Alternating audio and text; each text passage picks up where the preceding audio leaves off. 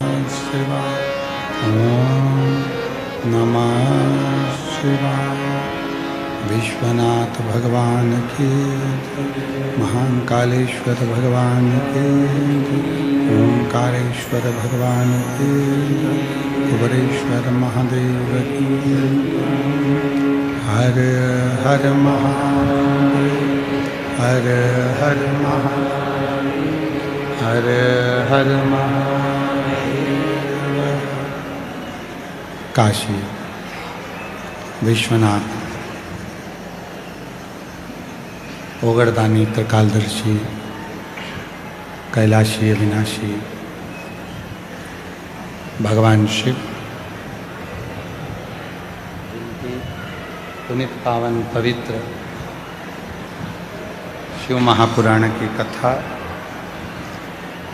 हाँ हाँ बुलाओ एक एक करके।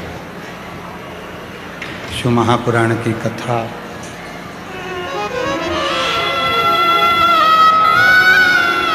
हमारे बीच में विदिशा से आचार्य श्री रवि कृष्ण जी पधारे हैं। एक बार जोरदार ताली बजाकर संस्था बड़े सरल और सहज।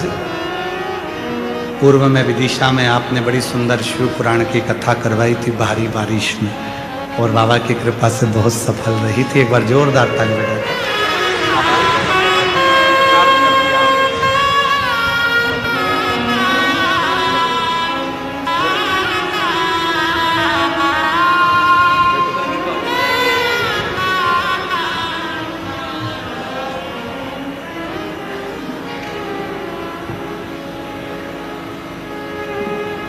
शिव की कृपा से, करुणा से, उनकी उदारता से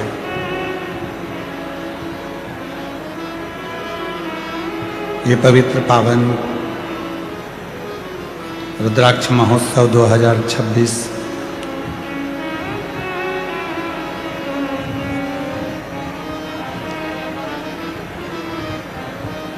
जिसका चतुर्थ दिवस यहाँ प्रारंभ हुआ है। कथा के आज मुख्य यजमानों के नाम हम नहीं लेंगे क्योंकि समय थोड़ा ज़्यादा हो गया है, इसलिए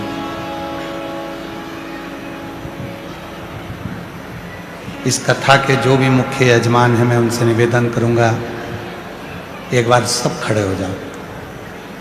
जो भी मुख्य यजमान है, मैं आस्था चैनल वालों से कहूँगा कि इन सभी का दर्शन सभी श्रोता भाई बहनों को हो कि ये वो मुख्य यजमान हैं जिन पर भगवान देवाधिदेव महादेव की कृपा, करुणा, उनकी उदारता हुई। और ये पवित्र कथा आज आप और हम सब श्रवण कर रहे हैं। एक बार जोरदार ताली बजाएं सभी मुख्य यजमान के लिए। विराजी बैठिए।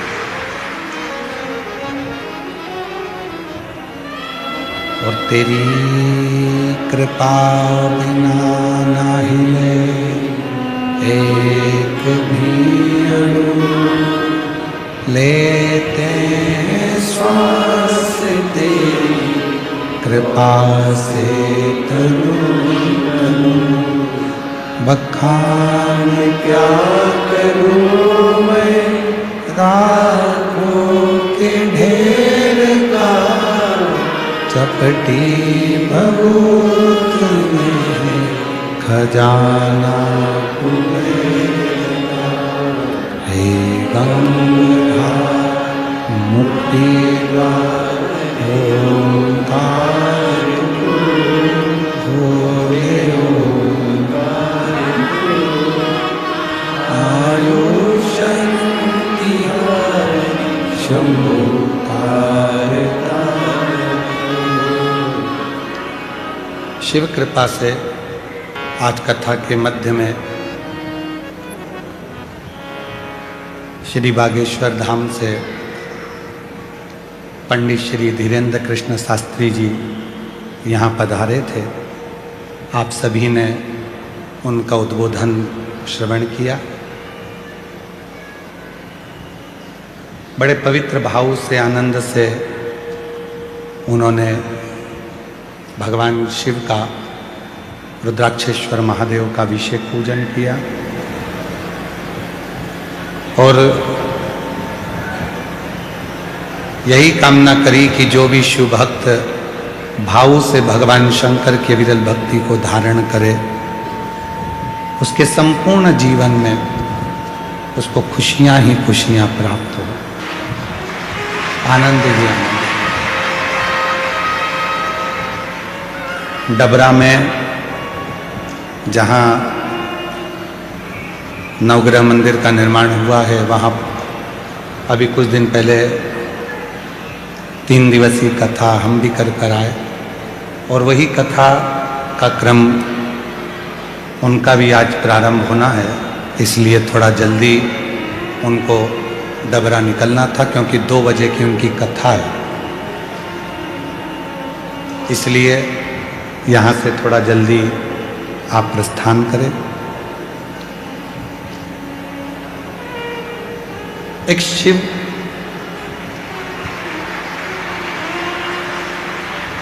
भगवान देवादिदेव महादेव की अविरल भक्ति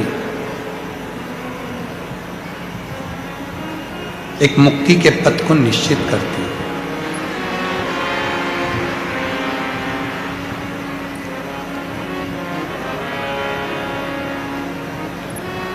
और शिव महापुराण की कथा कहती है, जब भक्ति प्रबल होती है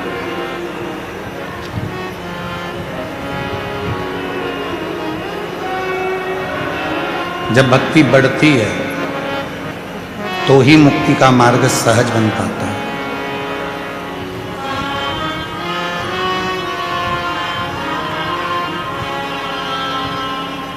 और संसार का ऐसा कोई मनुष्य नहीं है, बेटा उधर के माइक ऊंचा, संसार का ऐसा कोई मनुष्य नहीं है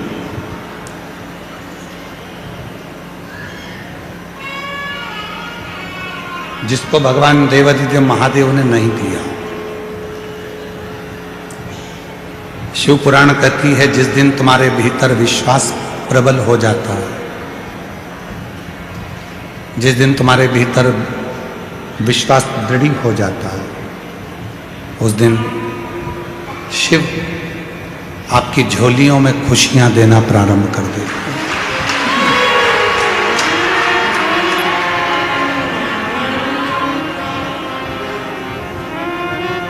हमारे यहाँ एक शिवरात्रि को, एक नवरात्रि को, एक है शिवरात्रि और एक है नवरात्रि। इनको जोड़ा गया है रात्रि से, इनको दिन से नहीं जोड़ा गया, इनको रात्रि से जोड़ा गया।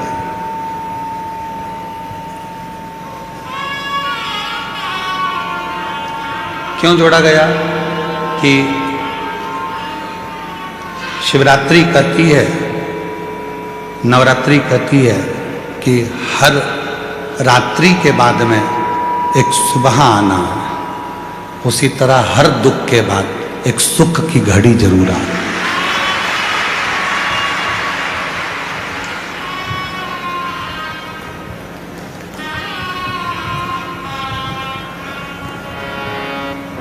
ऐसा कोई संसार में नहीं जन्मा जिसको परमात्मा ने सुख नहीं दिया। थोड़ा संघर्ष हो सकता है, थोड़ा संघर्ष होगा, थोड़ा परिश्रम होगा, पर शिव देगा जी। और मैंने तेरे ही भरोसे बाबा, तेरे ही भरोसे हवा में उड़ती बाबा, डोर हटो चढ़ी कटी आवांगे भोले, मैं तेरी पठन शंभो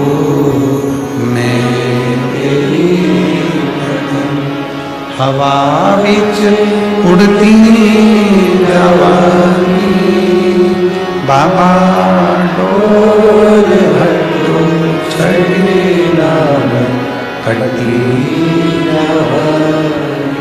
भोले मैं तेरी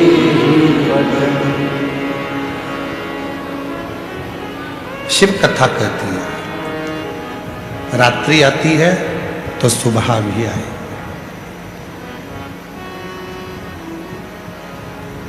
शिवरात्रि हर महीने आती है, हर महीने शिवरात्रि आकर कहती है और प्रत्येक महीने की शिवरात्रि का अपना अपना एक नियम है।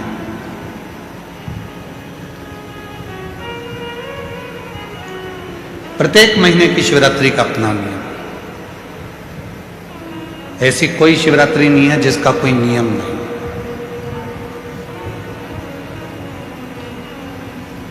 और प्रत्येक शिवरात्रि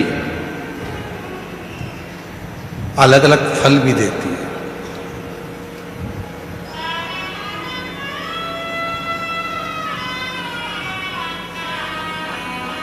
कुछ ना कुछ फल प्रत्येक शिवरात्रि देती है। चलने दे बाबा, गर्मी बहुत है। हाँ रहने दे बस इसको।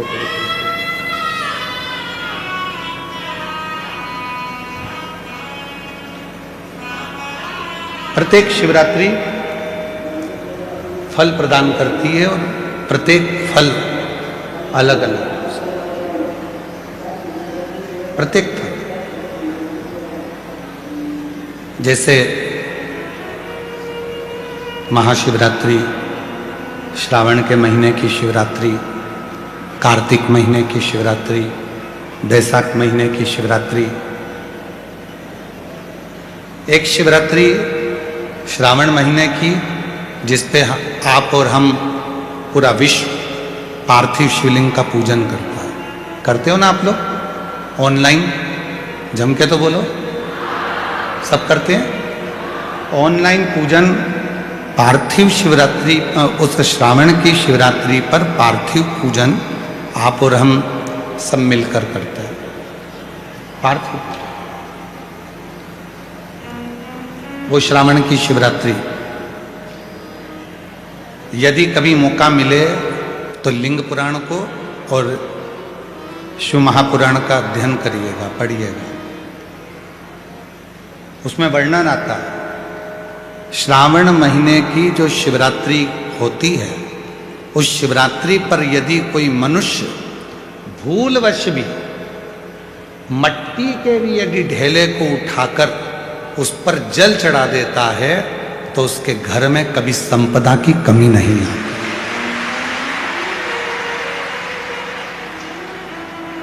इतना श्रावण की शिवरात्रि का महत्व है।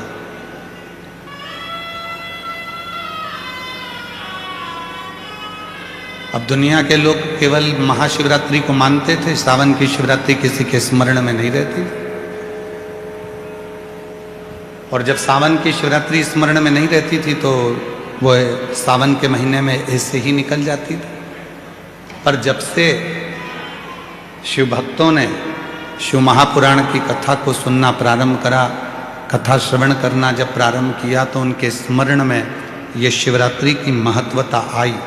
और शिवरात्रि की महत्वता आई तो आज पूरे भारत में आप जरा विचार करिएगा, कोरोना महामारी आने के बाद एक एक व्यक्ति को धन से जूझना था, एक एक व्यक्ति को कष्ट झेलना था, क्योंकि कोरोना ने हमारे संपूर्ण विश्व को नीचे की ओर ले जाकर धकेल दिया। पर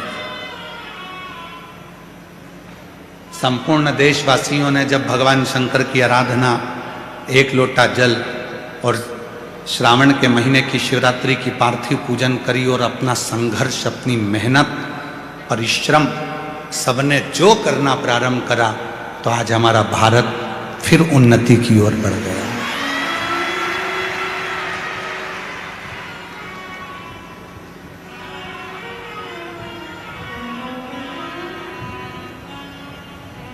कई देश ऐसे हैं जो आज भी कोरोना के कारणवश प्रबल नहीं बन पाए, पर हमारा भारत, हमारा देश, हमारा तिरंगा आज भी उसी आनंद के साथ भारत की इस पवित्र गौरवमय भूमि पर लहरा रहा है। आज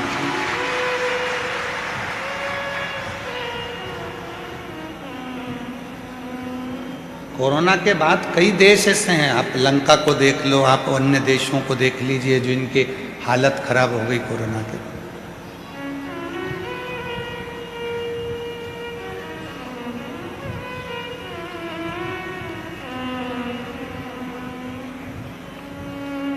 पाकिस्तान जैसा देश हो, अन्य देश नीचे चले गए, पर भारत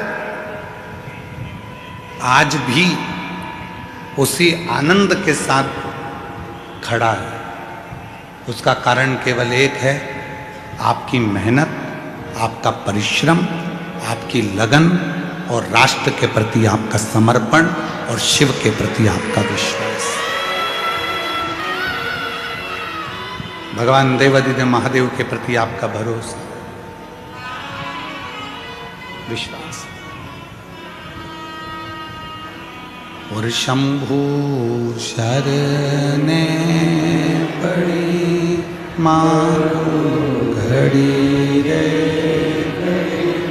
दुख काटो दया करी ने दर्शन आपो। शंभु शरणे मागो घड़ी रे घड़ी दुख काटो दया करी निदर्शन आपो। शंभु शरण पड़ी मारो घड़ी रे घड़ी दुख काटो दया करी दर्शन आपो। एक पार्थिव शिवलिंग हमारे पूर्व के हजारों हजार पापों को समाप्त कर देता है। एक पार्थिव पूजन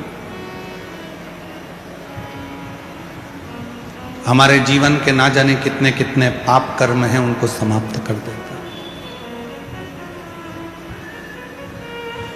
जैसे दो रिश्ते हैं, अंदर का प्रेशर होगा, दो रिश्ते हैं।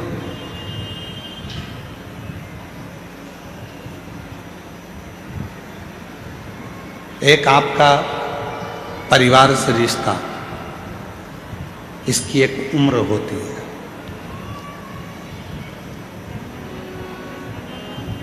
परिवार का जो रिश्ता है इसकी एक उम्र है। जन्म लिया, रिश्ते बन गए, माँ बाप, बहन भाई, बुआ फूफा, मामा मामी, मौसा मौसी, काका काकी, ताऊ ताई, नाना नानी, ये सारे रिश्ते बने।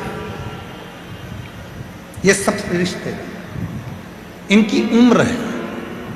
ये रिश्ते कब तक रहेंगे? जब तक आप जिंदा हैं, फिर ये रिश्ते समाप्त।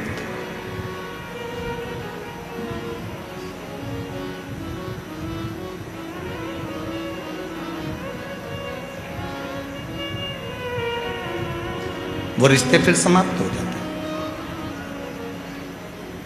एक रिश्ता वो होता है जो जन्म लेने के बाद से मरने तक रहता है, और एक रिश्ता वो होता है जन्म नहीं लिया उसके पहले से लेकर मरोगे उसके बाद तक एक रिश्ता चलता है, उसकी उम्र नहीं होती। वो रिश्ता है शिव से रिश्ता, क्योंकि शंकर की कोई उम्र नहीं होती। संसार के लोगों की उम्र है, तो एक उम्र तक का रिश्ता होता है। शिव जी की कोई उम्र नहीं है।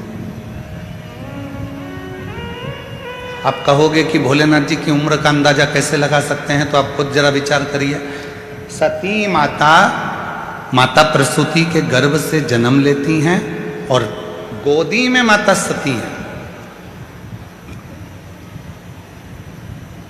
33 कोटि देवताओं को बुलाया गया, उसमें भगवान देवाधिदेव महादेव आकर खड़े हुए। सती मैया शिव जी को देख रही हैं, शिव सती को देख रहे, सती शिव को, शिव सती को देख रिश्ता। अब सती मां गोदी में है और भोलेनाथ जी का विग्रह, भोलेनाथ जी का स्वरूप कितना विशाल। किसने जाना?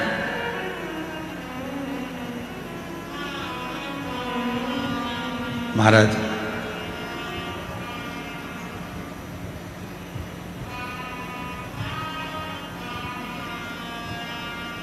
जब भगवान देवाधिदेव महादेव का विवाह सती जी के साथ में हो रहा था, तो सती जी से प्रसूति माता ने कहा था, जरा एक बार शिव जी से उम्र तो पूछ ले सती, जिससे तू विवाह करने जा रही है, एक बार उम्र तो पूछ कि शंकर जी की उम्र कितनी है। सती मैया ने शिव जी के सामने हाथ जोड़कर कहा कि आपकी उम्र कितनी है। शिव जी कहते हैं, सती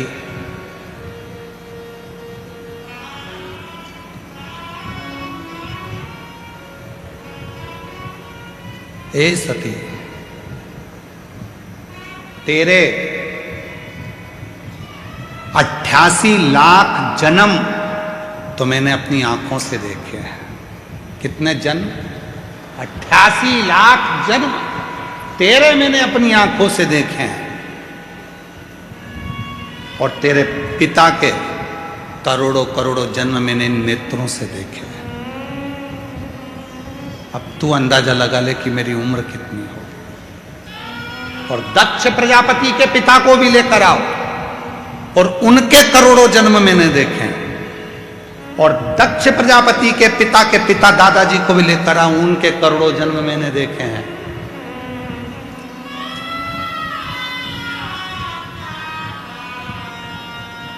तो सती ने कहा, आपकी कोई उम्र नहीं है कि आप 50 साल, 60 साल, 100 साल, 80 साल, 90 साल, 1000, 5000, जैसे कहा जाता है राम जी महाराज की इतनी उम्र थी, भगवान कृष्ण की इतनी उम्र थी, इतनी उम्र के ये थे, तो क्या आपकी कोई उम्र नहीं? आपकी कोई उम्र नहीं। सती, यदि मेरी उम्र होती तो मैं केवल संसार के लोगों से संसार के बीच में रहकर ही रिश्ते रखता। मेरी उम्र का ठिकाना नहीं है, क्योंकि मैं अमर हूं। इसलिए जो जन्म लेता है, जो मेरा होता है, जो जन्म नहीं लिया, मां के गर्भ में भी आया, तब भी मैं उसका साथ देता हूं। बाहर निकलता है तो भी साथ देता हूं, मरता है तो भी साथ देता हूं, मरने के बाद भी साथ देता हूं। एक रिश्ता, एक संबंध जो मुझसे दुनिया के लोग जोड़ लेते हैं, वो संबंध वो प्रबल संबंध होता है कि वो संबंध कभी खत्म नहीं होता, समाप्त ही नहीं होता। और कोई पिछले जन्म के अच्छे कर्म मुझे बाबा तेरा साथ मिला, कोई पिछले जन्म के अच्छे कर्म मुझे बाबा तेरा साथ मिला। जहाँ सारी दुनिया झुकती है, जहाँ सारी दुनिया झुकती है, मुझे वो आली दरबार मिला, दरबार मिला। कोई पिछले जन्म के अच्छे कर्म मुझे बाबा तेरा साथ, कोई पिछले जन्म के अच्छे कर्म मुझे बाबा तेरा साथ मिला। जिसने जान लिया, जिसने वेद को, शास्त्र को पढ़ा है, ध्यान करा है, स्मरण करा है, वो जिंदगी में पहचान गया कि शिव है क्या।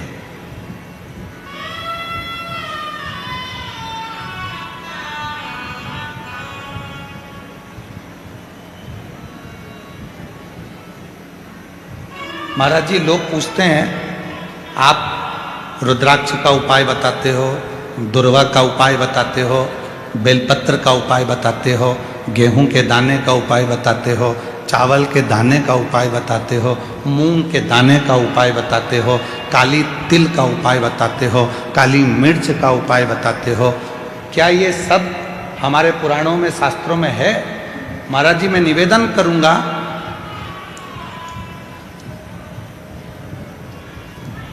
फ्रांस के राजा नेपोलियन ने अपनी वाणी में एक शब्द कहा। नेपोलियन ने कहा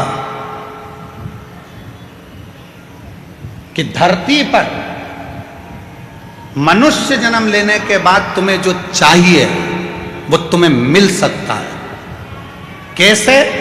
बस तुम्हें जो धरती पर चाहिए वो कहीं ना कहीं, किसी ना किसी पुस्तक में हमारे पुरखों ने लिख दिया है। उस लिखे को तुम अनुभव करना चालू कर दो और तुम्हें दुनिया का सारा सुख प्राप्त हो जाए।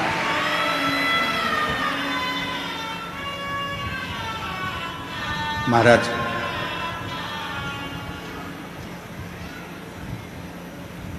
पढ़ना पड़ेगा। पहले टीवी कम थी, पुस्तक ज्यादा थी।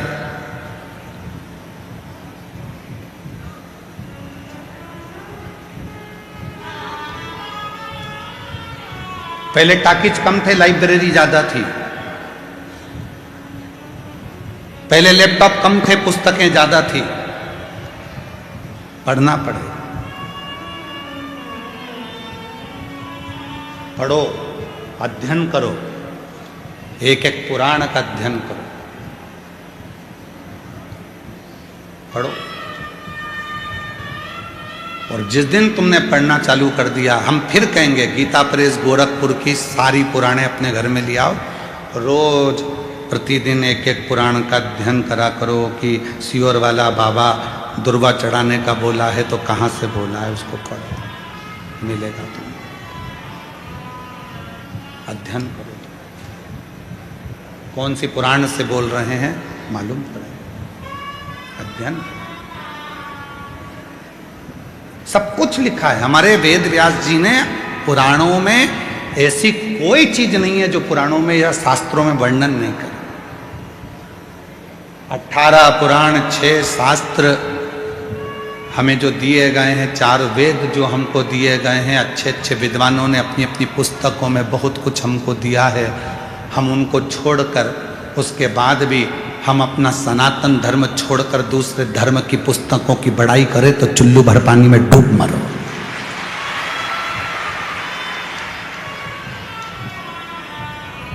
अपने सनातन धर्म की पुस्तकों को छोड़कर, 4 वेदों को छोड़कर, 6 शास्त्र को छोड़कर, 18 पुराणों को छोड़कर, और हमें दूसरा धर्म यदि पसंद आ रहा है कि उनकी उसमें ये लिखा था तो उनके उसमें ये लिखा था तो उनके उसमें ये लिखा था। हमारे पुराणों में, हमारे शास्त्रों में, हमारे वेदों में कम लिखा है।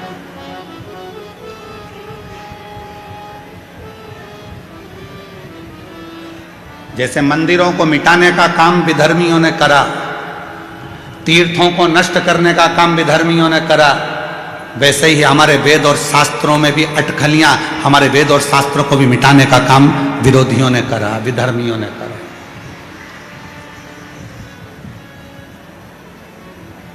पढ़ता नहीं है व्यक्ति, बस कह देता सियोर वाले महाराज जी ने कहा था, ये करा वो करा। सियोर वाले महाराज जी ने बोला था कि बेलपत्र को ऐसे चढ़ाना, ऐसे। एक बेलपत्र की डंडी की दिशा की भी मूलता रहती है कि डंडी कहाँ रखना।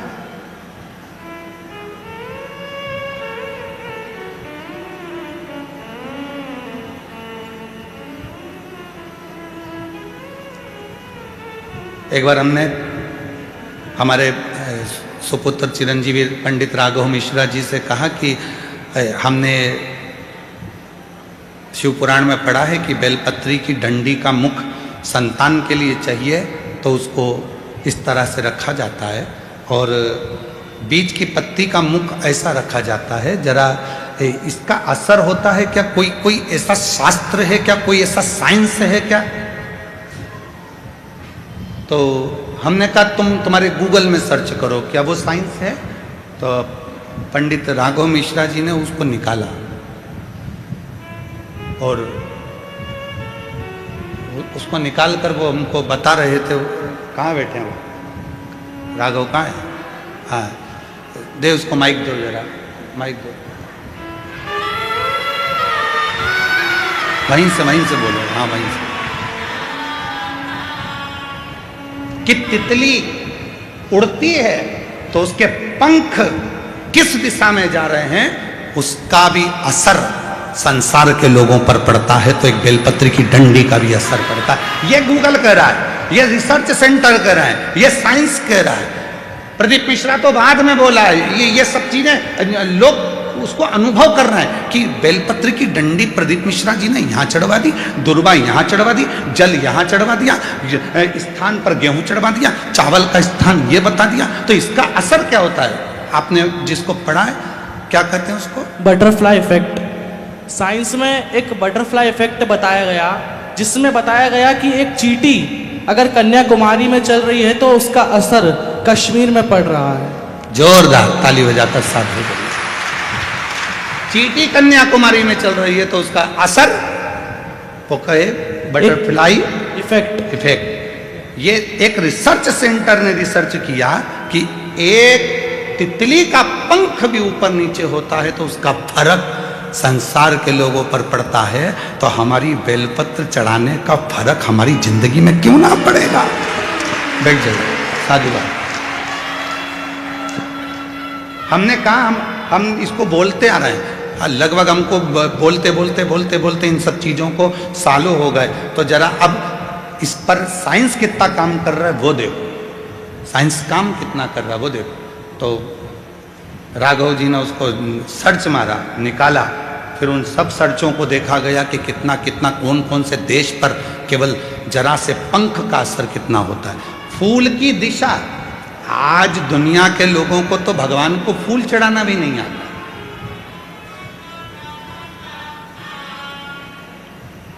हम आपसे पूछें कि शिव जी को फूल कैसे चढ़ाया जाता है, हम आपसे पूछें कि भगवान को फूल कैसे चढ़ाया जाता है, तो आप फूल दो जरा।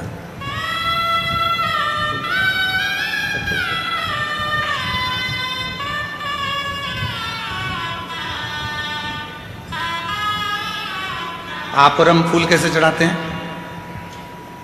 शंकर जी पे या देवता पे फूल ऐसे चढ़ाएंगे कि फूल का जो मुख है वो अपनी ओर रखेंगे, अपनी ओर।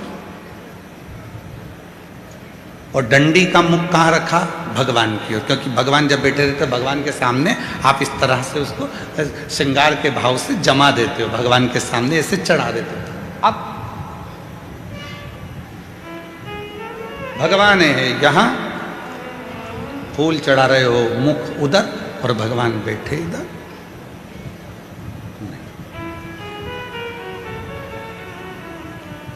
डंडी का मुख अपनी ओर हो और फूल का मुख मेरे परमात्मा की ओर हो। परमात्मा किसी को दिया जाता है तो उसको डंडी से नहीं दिया जाता, उसको पुष्प का अग्र भाग दिखाया जाता है। जब फूल का आगे का भाग उसको दिखाते हैं तो वो समझ जाता है कि डंडी में कांटे हैं और इसने अपनी जिंदगी में सारे कांटों को संभाल कर रखा है, तो इसकी जिंदगी को मुझे फूल की तरह कर देना है। वो समझ जाता है, वो समझता है। अब हम परमात्मा को रिझा रहे हैं, रोज मंदिर जा रहे हैं, भोलेनाथ जी कृपा करना, भोलेनाथ जी दया करना, भोलेनाथ जी मैं तेरी शरण में हूँ, शिव जी कृपा करना, संतोषी माता कृपा करना, राम जी कृपा करना, गणेश जी कृपा करना, भवानी कृपा करना। सबने भगवान के सामने फूलों को जमा दिया, श्रृंगार कर दिया, पर फूल का मुख परमात्मा की ओर नहीं कर।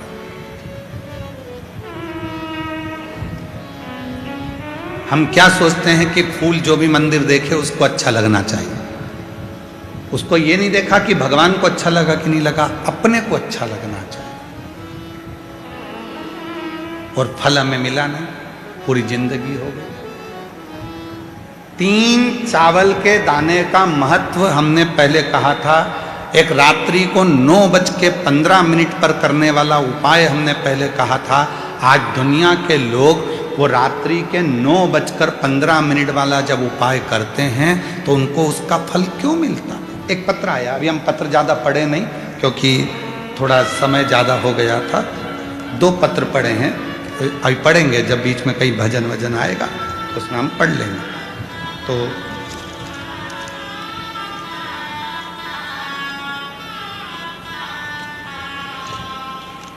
मनीषा पति सुंदरलाल सापले, जिला बड़वानी, मध्य प्रदेश से आई है। कहीं बैठी हो, आप ही हैं, आ जाओ, एक बेलपत्र ले जाना।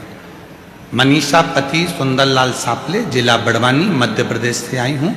मेरे पति भगवान पर विश्वास नहीं रखते थे।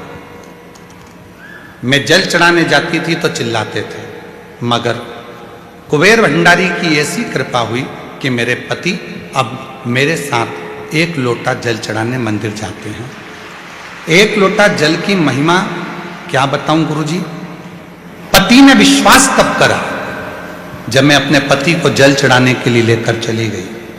पति की पूरी उम्र निकलती चली गई, 45 साल की आयु हो गई और मेरे पति ने मुझसे शर्त लगाई।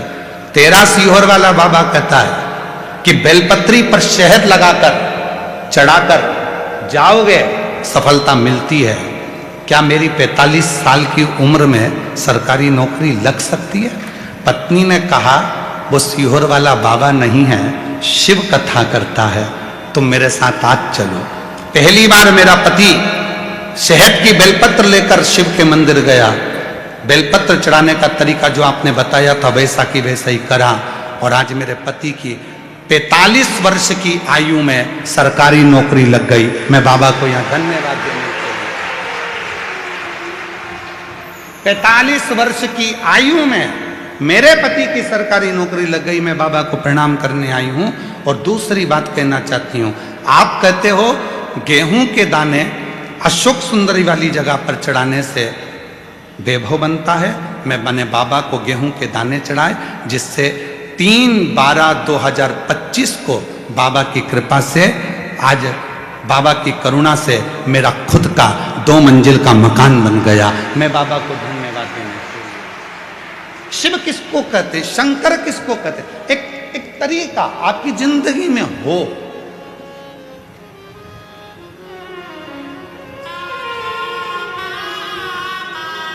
हमारा चिकित्सा विभाग कहता है दूध पीना है तो दूध को पीने के लिए खड़े होकर पिया जाता है और पानी को पीना है तो बैठकर पिया जाता है, शरीर के लिए ठीक होता। उसी तरह शिव को जल चढ़ाने का भी तरीका होता है तो शंकर को पुष्प चढ़ाने का भी तरीका होता है, तो शंकर को चावल का दाना चढ़ाने का भी तरीका होता है। ये दुनिया के लोग जितना विरोध करना है इनको करें, पर उस विरोध का हल जब निकलेगा जब आप खुद अपनी पुराणों में अध्ययन करोगे कि सीहोर वाले महाराज ने बोला तो बोला कहाँ से, उसका अध्ययन करो, उसको पढ़ो। जैसे नेपोलियन, फ्रांस के राजा नेपोलियन ने कहा कि हमारे बुजुर्गों ने, हमारे गए हुए उन संतों ने अपनी पुस्तकों में सब कुछ लिख दिया, बस उसको तुम जितना अपने शरीर पर उतारोगे उतना तुम्हारा वैभव बढ़ते चले जाएगा। आप उतारो तो शरीर। हम केवल मोबाइल तक रह गए, हम केवल लैपटॉप तक रह गए, हम केवल टीवी तक रह गए, पर हम पुस्तकों को छोड़ दिए, हमने पढ़ना छोड़ दिया, हमने अध्ययन करना छोड़ दिया।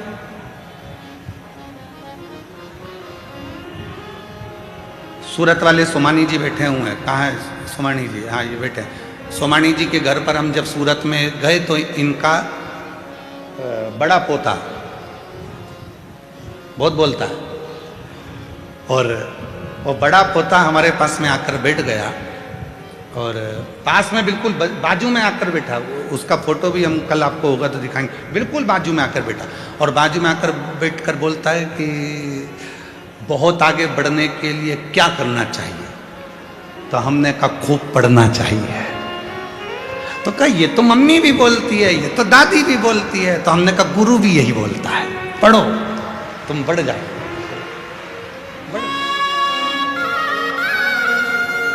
आगे बढ़ने की सबसे बड़ी कुंजी चाबी है तुम्हारा पढ़ना, केवल विरोध करना नहीं, उसको पढ़ो।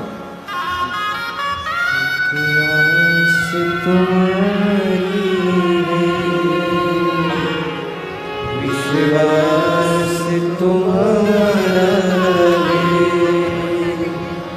भोले बाबा सुन भी लो ये मेरी कहानी है। मैंने तुमको पुकारा तुमको पुकारा भोले बाबा सुन भी लो ये मेरी कहानी है।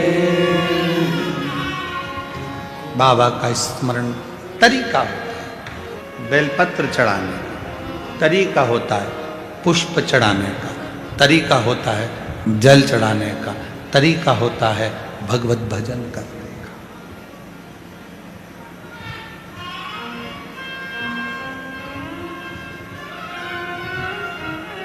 सारे तीर्थों में जाइए, हम मना नहीं करेंगे, वहां तुमको जैसा करना है वैसा करो, पर कुबरेश्वर धाम की धरा पर आओ तो 5 छोटे छोटे कंकर बीन कर उसकी आराधना साधना कर कर बैठ कर 108 बार श्री शिवाय नमस्तुभ्यं कहो।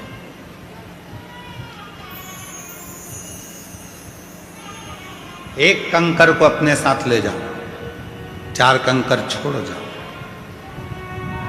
झोली पसार कर प्रणाम कर कर उसको विनय करो कि बाबा तुम्हें मेरे साथ चलना है, बेटी बहुत दुखी है, उसके दुख को हरना है, तुम्हें कृपा करना है, तुम्हें उससे भी।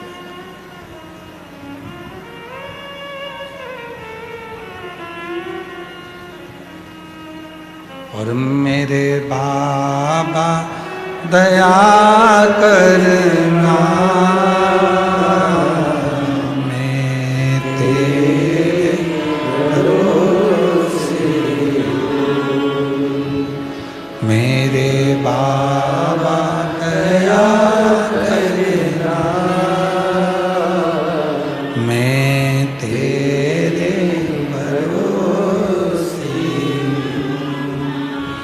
ना घर के भरोसे हूँ, ना परिवार के भरोसे हूँ, ना घर के भरोसे हूँ, ना परिवार के भरोसे हूँ, मेरे भोले दया करना, मैं तेरे भरोसे हूँ। भोले बाबा दया करना, मैं तेरे भरोसे हूँ। हम उसके आश्रित हो जाएं, आश्रित। कई लोग कह देते हैं, आपने कहा कि एक बेलपत्र लेना, एक चावल का दाना लेना, एक दुर्वा लेना, कभी आप कह देते हो कि कनेर का फूल के साथ लाल कलर का चावल का दाना लेना। सबका तरीका है, सबका स्वरूप है, सब फल देते हैं, बस विश्वास के साथ करना होता है, विश्वास के साथ। एक पत्र आया है,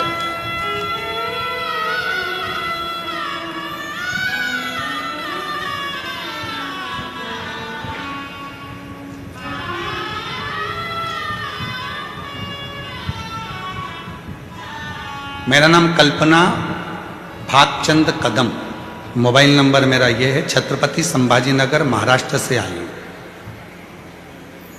आपके पंडाल की रच का वर्णन करूं, मेरी नातिन अनरवी पवार 6 साल की एक दिन खेलते खेलते 5000 फीट गहरे पानी के टंकी में गिर गए। सूचना घर वालों को नहीं, बेटी को ढूंढ रहे हैं, कहाँ चली। बच्चा अंदर पड़ा है, किसी को नहीं मिल रहा। ढूंढते ढूंढते 10 मिनट, 15 मिनट, 20 मिनट हो गए और वो बच्ची मिल नहीं, थक गई। तब सूचना मिली कि पानी की टंकी में वो लड़की गिर गई और प्राण उसके लग रहा है कि चलेगा। पूरा घर, कहीं बैठी हों, छत्रपति संभाजी नगर से, मेरा नाम कल्पना भागचंद कदम, छत्रपति संभाजी नगर से मोबाइल नंबर है, आ सकते हैं। सूचना मिली कि वो तो अब हाथ से निकल। माँ रोती बिलखती, क्या करती क्या? अगर बच्ची आई हो तो उसको ला सकते हैं। जवाब दे दिया, चली गई, हो गई पूरी। मां रोती रोती शिव के मंदिर में गई और भगवान शंकर को जल चढ़ाकर उसका पानी, अब पानी में तो डूबी थी और पानी ही चढ़ा के लिए आई और लाकर बेटी का मुख खोलकर, उसके शरीर में पहले कितना पानी भरा था, वो पानी उसके मुख में डालकर जो पेट को दबाना प्रारंभ करा। डॉक्टर से कहा कुछ तो करो, जो दबाया, हल्की सी हांपड़ी भराई, जो आधे घंटे से पानी की टंकी में पड़ी थी वो जिंदा निकल गई। तो ये शिव है, इसको शिव कहते हैं, इसको शंकर कहते हैं। याद आया उसको, सियोर वाला बाबा बोला था 1 लोटा जल सारी समस्या का हल है। याद आया, दौड़ पड़ी, मेरी बेटी मेरे हाथ से चली, दौड़। फिर कल वाली लाइन याद रखना, अरे भीड़ में तन्हा प्यास की गहराई में मुझे तुम याद आते हो, मुझे तुम याद आते हो। भीड़ में तन्हाई में प्यास की गहराई में मुझे तुम याद आते हो, भोले तुम याद आते हो। याद आए, जिस समय उलझन में फंसे और उस समय पर वो परमात्मा याद आ जाए तो समझ लेना कि वो याद नहीं आया है, वो तुम्हारे दुख को हरने के लिए आकर खड़ा हो।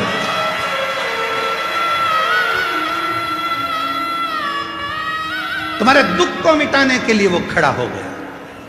वो याद नहीं आया, वो स्वतः आया, स्वतः। रोते नहीं, अब खुश हो जाओ। अभी तो बापा ने दे दी बात, रोते नहीं, आंसू पोछो। अच्छा, आंसू खुश, शंभू प्रणाम करो बाबा। यही बेटी है जो आधे घंटे तक पानी की टंकी में पड़ी रही है। पानी शिव है, वो शंभू है, उसको शिव कहते हैं। ले प्रणाम करो। याद आते हो,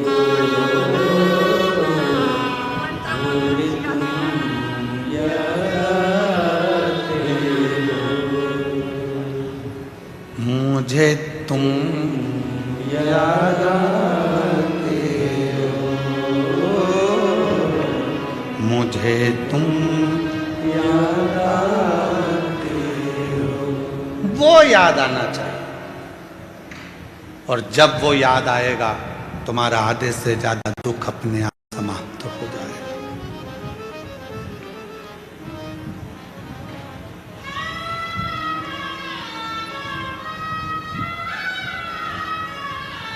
उसको याद किया, वो सामने हो।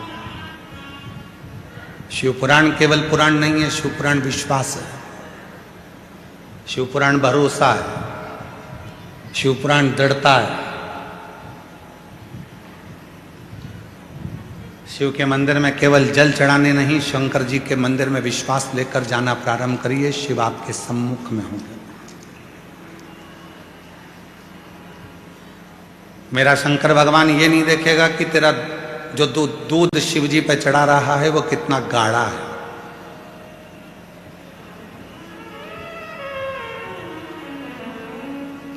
लोगों से लड़ लेते हैं, क्यों भैया हमने तुमको 600 रुपए दिए है और तुमने इतना पतला पतला दूध शंकर जी को चढ़ाने के लिए दे दिया। शिव जी नहीं देखता कि दूध गाढ़ा कितना है, शिव जी ये देखते हैं कि तेरा विश्वास कितना गाढ़ा है।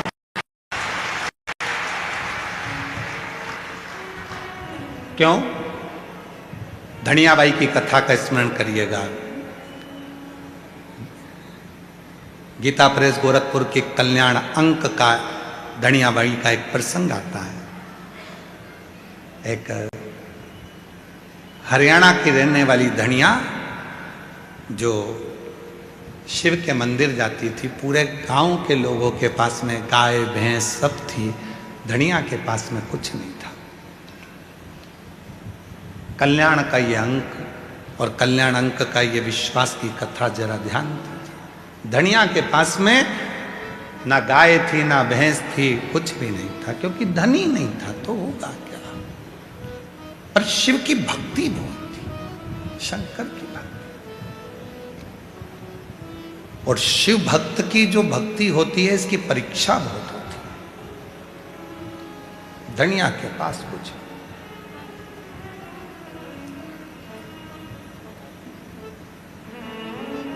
दो बेटे हैं, दोनों दिन भर काम करते हैं, थोड़ा सा जो मिलता है उससे गुजारा कर लेते हैं, जो मिल गया। शिवरात्रि का उत्सव आ गया।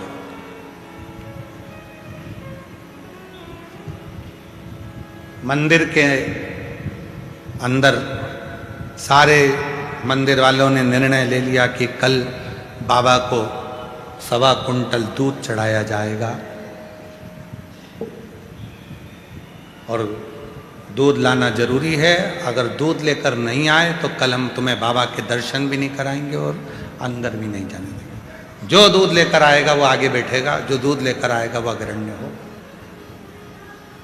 नहीं तो अंदर नहीं आना। दूध लाइए तो अंदर आइए। धनिया आज मंदिर नहीं गई। बेटों ने पूछा, मां तू मंदिर नहीं गई? हाँ। क्यों? वो घर में दूध नहीं है ना। तो दूध नहीं है तो दूध से मंदिर का क्या मतलब? आज तो शिवरात्रि है, तुझे तो मंदिर जाना चाहिए। दूध नहीं है तो दूध से क्या नहीं। वो मंदिर में सब ने बात करी कि कल मंदिर में जल वही चढ़ाएगा या मंदिर में वही आएगा जिसके पास में दूध हो, और वो दूध लेकर आना। वो दूध लेकर आना। बेटे गए सेठ जी के यहाँ जाकर कहा, मैं तुम्हारे यहाँ झाड़ू लगाता हूँ, थोड़ा सा दूध मिल जाता तो मेरी माँ मंदिर चली जाती। सेठ जी कहने लगे, तेरा बाप रख के गया? तेरा बाप रख कर गया है क्या दूध? रत्ती भर ना दिया है। दूसरे बेटे ने अपने सेठ जी से कहा, सेठ जी थोड़ा सा दूध मिल जाता, मेरी माँ मंदिर चली जाती। काम कर, भीख मंगना है तो बाहर जा, यहां काम करता है ना, बस रोटी मिलती है ना, बस चल काम कर। दूसरा बेटा भी हताश हो गया।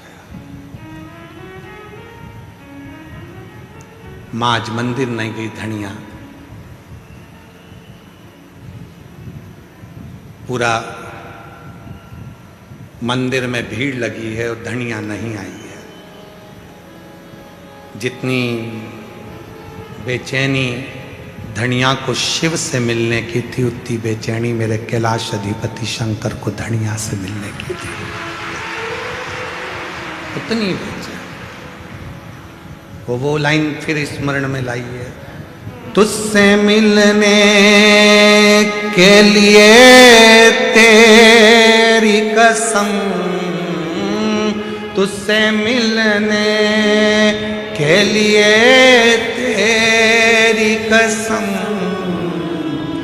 एक मुलाकात जरूरी है सनम, एक मुलाकात जरूरी है सनम। धनिया घर में रो रही है, बिलख रही है। आज बाबा का दर्शन शिवरात्रि पर नहीं हुआ। शिवरात्रि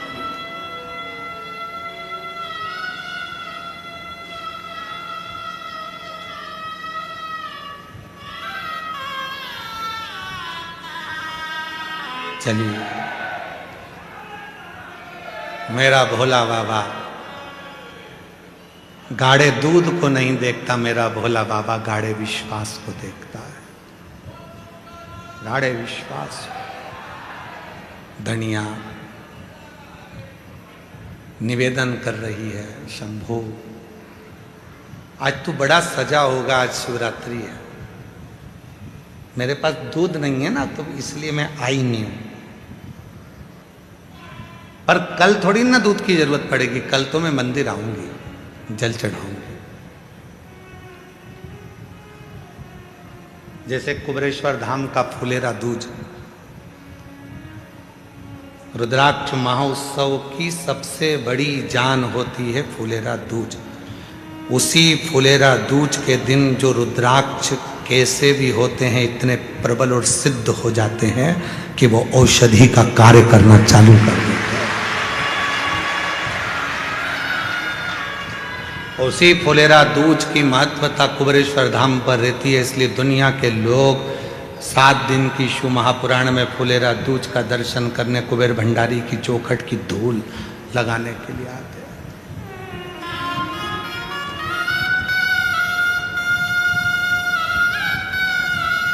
और अब की बार तो बाबा ने बड़ी कृपा करी कि कथा के छठे दिन, जिसको हम लोग शिवरात्रि कहते हैं, छठे दिन को, उसी दिन फुलेरा दूज भी पड़ रहा है 19 तारीख को।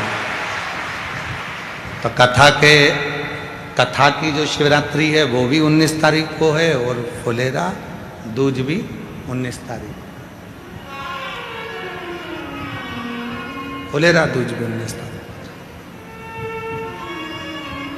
और शिव महापुराण की कथा, शिव महापुराण की शिवरात्रि और फुलेरा दूज, तीनों का संगम इस कुबरेश्वर धाम पर, बाबा के धाम पर होगा।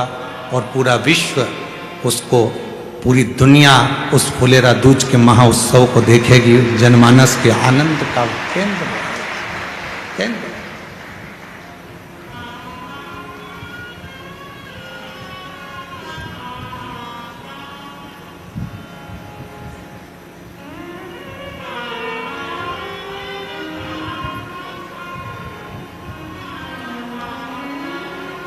धनिया के मन में आया कि मैं कल आऊंगी, कल आऊंगी। आज तो दूध चढ़ना है ना, तो मेरे पास में है नहीं, मैं कल जरूर आऊंगी, कल पहुंचू। शिव जी से वो ऐसी बात कर रही है मन मन में। आप लोगों में से कई मेरी बहनें ऐसी हैं, कई मेरी जीजियां, कई मेरे जीजा, कई मेरी बेटियां, कई बेटा, कई मेरे बुजुर्ग माँ बाप ऐसे हैं जो बैठे बैठे भगवान से बात करते रहते हैं। बात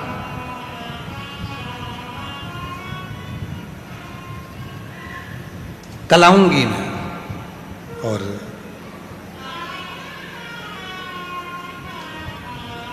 दूसरे दिन पहुंच गई, लोटा भर के जल था, दरवाजे से अंदर जा रही थी। एक बुजुर्ग, मस्तक पर त्रिपुंड लगा हुआ था, बड़े बड़े नेत्र थे, बड़ा सुंदर सा दिख रहा था।